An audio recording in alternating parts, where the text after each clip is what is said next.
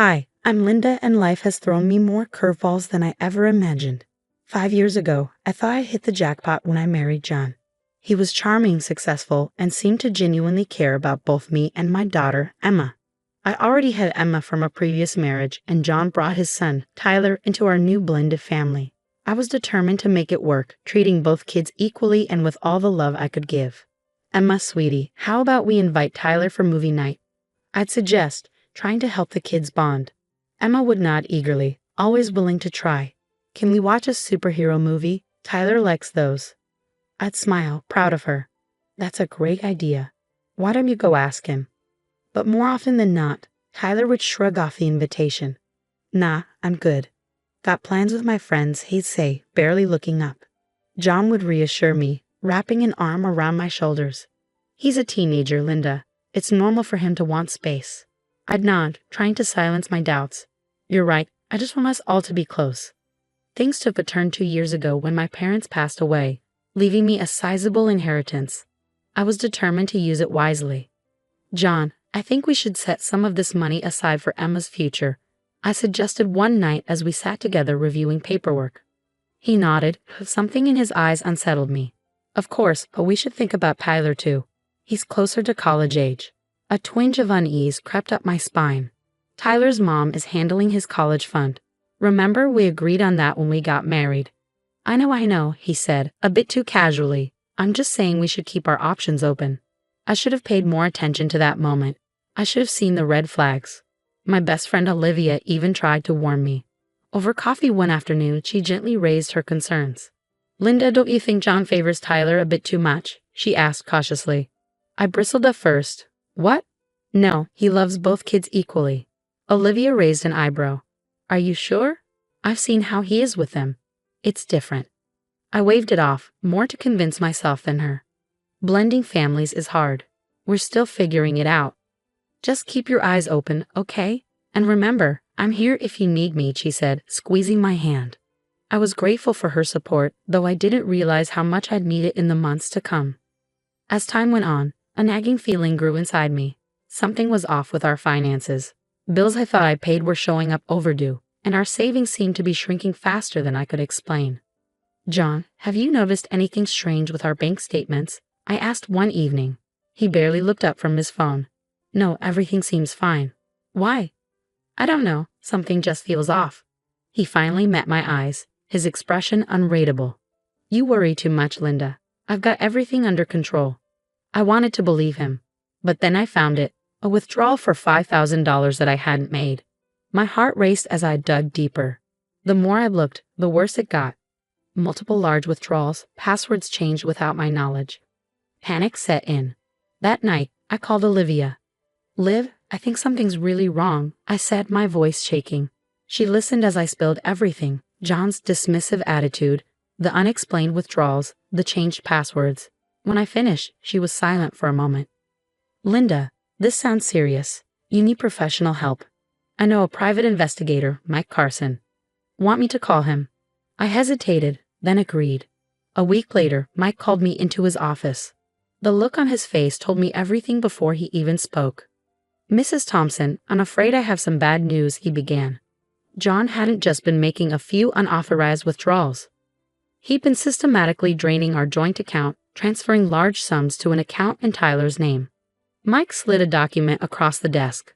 I stared at it, struggling to process what I was seeing. Money meant for both our children's futures, money from my inheritance. There's more, Mike continued. John told Tyler this money was a gift for his future. Tyler's been aware of this for some time. That night, I confronted John. I'll never forget the look on his face, not guilt or shame, but irritation, as if I had inconvenienced him by uncovering his betrayal. Tyler needs it more, John said, as if that somehow justified everything. He's closer to college age. And what about Emma's future? I demanded, my voice rising. What have you left for her? John had the audacity to shrug. There's a savings bond in her name. That should be enough. I was speechless, but the betrayal ran deeper than I could have imagined. Over the next few days, I uncovered even more lies. Friends started reaching out, concerned about things John had apparently been saying about me. He'd been painting me as unstable, unreasonable, a bad mother. And Emma, my sweet Emma, had been caught in the middle. John had been manipulating her, making her keep secrets from me. As the full extent of John and Tyler's deception became clear, I felt a rage I had never known before. Sitting in my car outside our house, a house that no longer felt like home, I made a decision. This wasn't over, not by a long shot. John and Tyler might think they'd won, but they had no idea what was coming. I was done being the victim. It was time to fight back.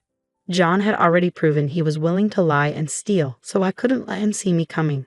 The next morning, I called in sick to work and met with Lisa Chen, a divorce lawyer Olivia had recommended. Based on what you've told me, Linda, we have a strong case for financial fraud, Lisa said, her eyes sharp behind her glasses.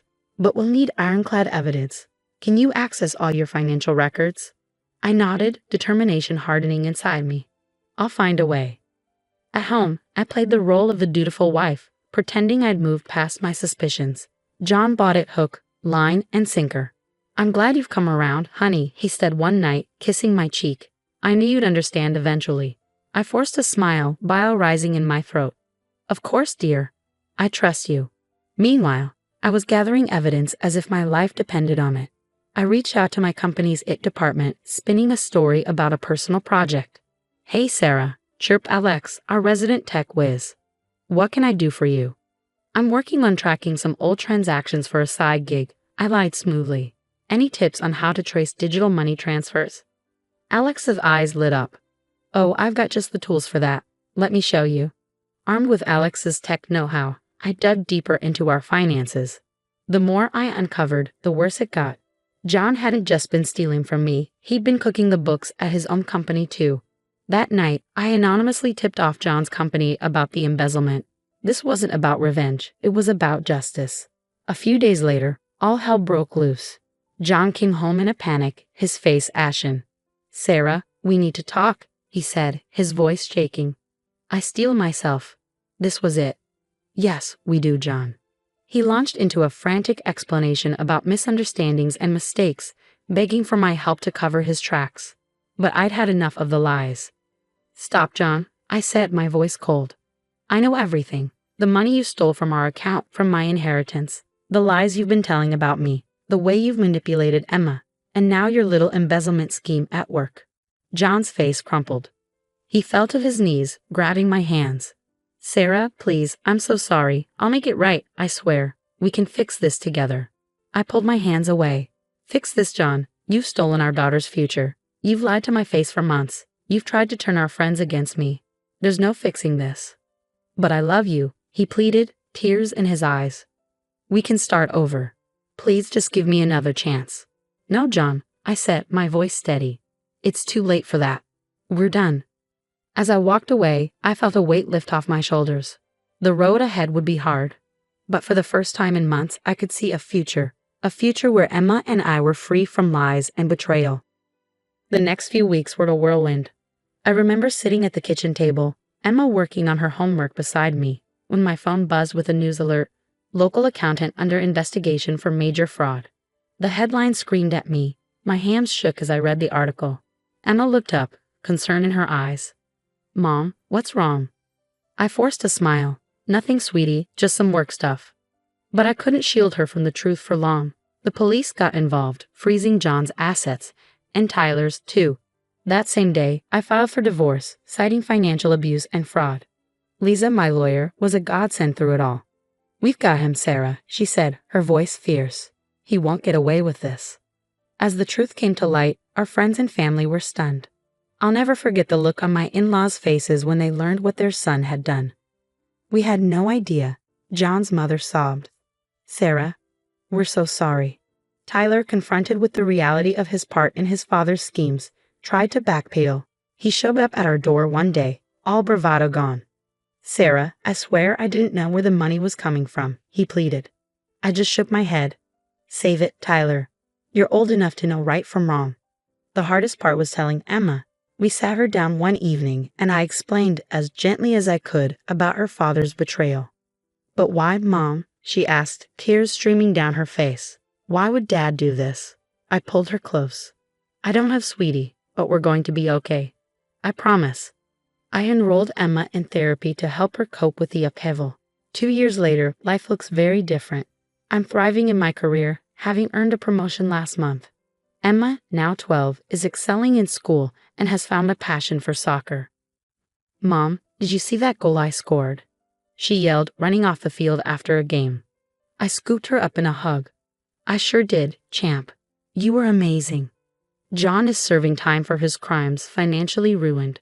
I've heard through the grapevine that Tyler is struggling, working a minimum wage job and living with his mother.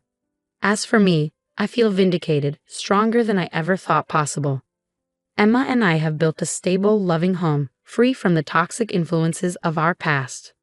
Looking back on this journey, I realize that while the betrayal nearly broke me, it also revealed my resilience. Emma and I faced the storm together, and we've come out stronger on the other side.